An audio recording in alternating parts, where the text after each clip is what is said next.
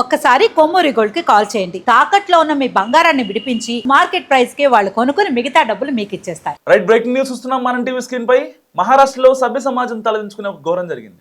ప్రేమ పేరుతో బాలికలను నమ్మించి మోసం చేశాడు ఒక యువకుడు. ఒకరు కాదు, ఇద్దరు కాదు, ఏకంగా 180 మంది అమ్మాయిలను ఇదే రకంగా లొంగ తీసుకుని వారిపై అత్యాచారానికి పాల్పడ్డాడు. వారితో కలిసి ఉండగా వాళ్ళకే తెలియకుండా రహస్యంగా వీడియోలు తీశాడు ఈ ఘాతకుడు. ఇలా మొత్తంగా అతడి ఫోన్లో 350కి పైగా అశ్లీల వీడియోలు ఉండగా పోలీసులు వాటిని స్వాధీనం చేస్తున్నారు. అలాగే నిందితుడిని అరెస్ట్ చేసి కోర్టులో హాజరుపరిచారు. మహారాష్ట్రలో ఒళ్ళు గగిర్పుడిచే అమానవీయ ఘటన వెలుగులోకి వచ్చింది. ప్రేమ పేరుతో వందలాది మంది బాలికలను ట్రాప్ చేసి వారి జీవితాలను చిన్నాభిన్నం చేసిన ఒక నరరూప రాక్షసుడి పోలీసులు తాజాగా అరెస్ట్ చేశారు. ముఖ్యంగా అతడు ఒకరు కాదు, ఇద్దరు కాదు, ఏకంగా 180 మంది బాలికలను లైంగికంగా వేధించాడు. అక్కడితో ఆకుండా వారికి సంబంధించిన 350కి పైగా అశ్లీల వీడియోలను కూడా చిత్రీకరించి వారికి నరకం చూపించాడు. తాజాగా అతడు అరెస్ట్ కావడంతో వీడియోలను స్వాధీనం చేస్తున్నారు పోలీసులు. సో పోలీసులు చెప్తున్న ప్రకారం మహారాష్ట్రలోని అమరావతి జిల్లా పరత్వాడ నగరానికి చెందిన మహమ్మద్ అయాజ్ అలియాస్ తన్వీర్ అనే యువకుడు వందలాది మంది చిన్నారులపై అఘాయిత్యానికి పాల్పడ్డాడు. తన్వీర్ స్థానిక బాలికలను మాయమాటలతో ప్రలోభపెట్టి ప్రేమ పేరుతో దగ్గరయ్యేవాడు. ఆ తర్వాత వారిని బాంబే, పూణే వంటి నగరాలకు తీసుకెళ్లి లైంగికంగా వేధించేవాడు. అంతటితో కాకుండా వారు నగ్నంగా ఉండగా వారికి తెలియకుండానే వారితో కలిసి ఉన్నప్పుడు రహస్యంగా వీడియోలను తీసేవాడు. వాటిని అడ్డం పెట్టుకుని బాధిత బాలికలను పదే పదే బ్లాక్మెయిల్ చేసేవాడు. డబ్బులు వసూలు చేస్తూ తనకు కావాల్సినప్పుడల్లా వారి శరీరాలతో ఆడుకునేవాడు. సో ఈ క్రమంలో కొన్ని వీడియోలను ఆన్లైన్లో కూడా షేర్ చేసినట్టు కూడా పోలీసులు గుర్తించారు. అయితే కొందరు బాధిత బాలికల తల్లిదండ్రులు ఈ విషయాన్ని నేరుగా రాజ్యసభ ఎంపీ అనిల్ భోండే వద్దకు తీసుకెళ్లారు. ఈ క్రమంలోనే సదరు ఎంపీ పోలీసులకు ఫిర్యాదు చేశారు.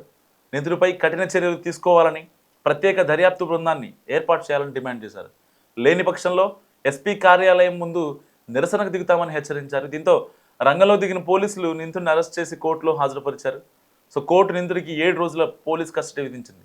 ఈ క్రమంలోనే పోలీసులు తన్వీర్ మొబైల్ ఫోన్ను స్వాధీనం చేస్తున్నారు. అందులో వందల సంఖ్యలో అసభ్యకర వీడియోలు చూసి అధికారులంతా ఒకసారిగా షాక్ గురయ్యారు. ఈ వీడియోలను నిందితుడు ఎవరికైనా విక్రయించాడా లేదా అశ్లీల సైట్లలో అప్లోడ్ చేశాడా అనే కోణంలో కూడా సైబర్ సెల్ అధికారులు లోతుగా దర్యాప్తు చేస్తున్నారు. ఇప్పటికే ఆన్లైన్లో ఉన్న వీడియోలను తొలగించే ప్రక్రియను పోలీసులు ప్రారంభించారు. ఒకరిని కాదు, ఇద్దరిని కాదు, దాదాపుగా 180 మంది బాలికలతో ఈ యొక్క తన్వీర్ అనే యువకుడు లొంగ తీసుకొని వాళ్ళని భయపెట్టి బ్లాక్మెయిల్ చేసి అండ్ కొంతమంది ఎవరైతే బాలికలు ఉంటారో వాళ్ళతో బలవంతంగా ఈ యొక్క వ్యభిచారం కూడా చేయించాడంటూ పోలీసులు చెప్తున్న పరిస్థితి.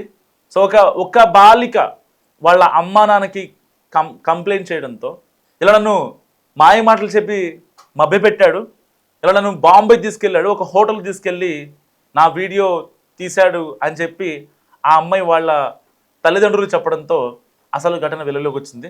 సో ఆ అమ్మాయి భద్రతా కారణాల దృష్ట్యా ఆ బాలిక పేరు మనం రివీల్ చేయలేకపోతున్నాం. కానీ వాస్తవానికి దీన్ని మరి లవ్ జిహాద్ అనాలా లేదంటే ఇంకేమనాలి? దాదాపుగా 350 వీడియోలు తీసి ఎవరికి షేర్ చేశాడనే కోణంలో కూడా ఇప్పుడు దర్యాప్తు జరుగుతుంది. సరే, ఇప్పుడు దాకా లవ్ జిహాద్ అంటే మోనాలిసానో ఇంకొకళ్ళలో మనం కొన్ని ఘటనలు చూస్తాం. కానీ ఇది కంప్లీట్ డిఫరెంట్. సో దీని వెనకాల ఎవరున్నారనే కోణంలో కూడా ఇప్పుడు పోలీసులు దర్యాప్తు చేస్తున్నారు. నిందితుడు అన్వర్కి వారం రోజుల రిమాండ్ విధించారు. సో ఎట్టి పరిస్థితుల్లో వాడిని ఎన్కౌంటర్ చేయాలంటూ అక్కడ బాధిత తల్లిదండ్రులు కావచ్చు, లేకపోతే ఇటు మహిళా సంఘాలు కావచ్చు, విద్యార్థి సంఘాలు కావచ్చు, వీళ్ళందరూ అక్కడ డీజీపీకి, మహారాష్ట్ర డీజీపీకి వినతులు ఇస్తున్నారు. ఎట్టి పరిస్థితుల్లో ఇలాంటి వాడు బతకూడదు, భూమి మీద ఉండకూడదు. మహిళా సంఘాలు చాలా ఆగ్రహానికి లోనవుతున్న పరిస్థితి. ఏం చేయాలో ఇలాంటి ఘాతకుడిని, ఇలాంటి నరరూప రాక్షకుడిని మీరేం చేయాలనుకుంటున్నారో మస్తుగా కామెంట్ చేసే ప్రయత్నం చేయండి. ఒకరిని కాదు, ఇద్దరిని కాదు, దాదాపుగా 350 వీడియోలు, 180 మంది అమ్మాయిలు, వాళ్ళల్లో మళ్ళీ వాడికి నచ్చినప్పుడల్లా ఒక అమ్మాయిని రమ్మంటాడు, తర్వాత బ్లాక్మెయిల్ చేస్తాడు, తర్వాత కాదు కూడదంటే డబ్బులు వసూలు చేస్తానంటాడు, లేదా ఒకవేళ ఆ అమ్మాయి రాకపోతే కనుక నీ వీడియోలు ఇన్స్టాగ్రామ్లో పెడతా అని చెప్తాడు. ఇలాంటివి చేసినటువంటి అన్వర్ని ఏం చేయాలి? మస్తుగా కామెంట్ చేసే ప్రయత్నించండి. ఎన్కౌంటర్ చేయాలా లేదంటే ఇంకా కేసులు, కోర్టులు అంటూ తిప్పుకుంటూ టైంపాస్ అయ్యాలి? సో ఒక రాజకీయ పార్టీకి కూడా ఇతనితో సంబంధాలు ఉన్నట్లు వార్తలు వస్తున్నాయి. పర్టికులర్గా అసదుద్దీన్ ఓవేకి సంబంధించిన ఏఐఎంఐఎం పార్టీకి సంబంధించినటువంటి నేతలతో ఈ యొక్క నీతుడు అన్వర్ ఫోటోలు సోషల్ మీడియాలో వైరల్గా మారుతున్నాయి. మరి కావాలనే దిగాడా ఈ పార్టీతో, లేకపోతే ఇంకేమైనా సంబంధాలు ఉన్నాయా అనే కోణంలో కూడా పోలీసులు దర్యాప్తు చేస్తున్నారు. 1 కాదు 2 కాదు. సో ఇలాంటి ఫోటోలు ఆ అమ్మాయిల్ని వేధిస్తూ తన ఇన్స్టాగ్రామ్లో కూడా ఒక ప్రైవేట్ అకౌంట్ ఓపెన్ చేసి ఆ ఇన్స్టాగ్రామ్లో కూడా అలాంటి ఫోటోలను తను షేర్ చేస్తున్నాడు. సో ఇక ఆ యొక్క ఫోటోలు అయితే ఆ ఇన్స్టాగ్రామ్ని ఫాలో అవుతున్న అమ్మాయిలు ఉంటారో, సో కొంచెం స్నేహం పెరిగిన తర్వాత ఈ యొక్క ఇన్స్టాగ్రామ్ అకౌంట్ కావచ్చు, ట్విట్టర్ హ్యాండిల్స్ కావచ్చు, కొన్ని మనం వాళ్ళ ఐడీస్ అడుగుతూ ఉంటాం.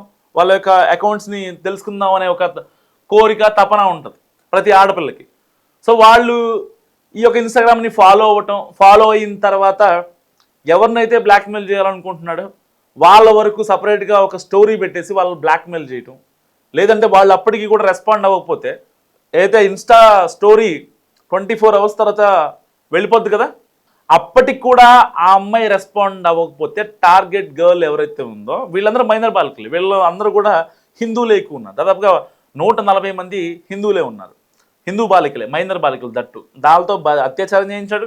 టార్గెట్ గర్ల్ కనుక రియాక్ట్ అవ్వకపోతే, రెస్పాండ్ అవ్వకపోతే వాళ్ళ ప్రైవేట్ వీడియో ఏదైతే ఉంటుందో దాన్ని ఇన్స్టాగ్రామ్లో షేర్ చేసేవాడు. షేర్ చేసిన తర్వాత ఏంటి, ఎందుకు షేర్ చేసావు, ఇప్పుడు అది అవసరమా, అది డిలీట్ చేయవరం చూస్తే బాగోదు అని ఆ అమ్మాయి ఫోన్ చేయడమో మెసేజ్ చేయడమో చేస్తే అప్పుడు ఆ వీడియో డిలీట్ చేసి ఆ అమ్మాయిని లోపరుచుకునేవాడట.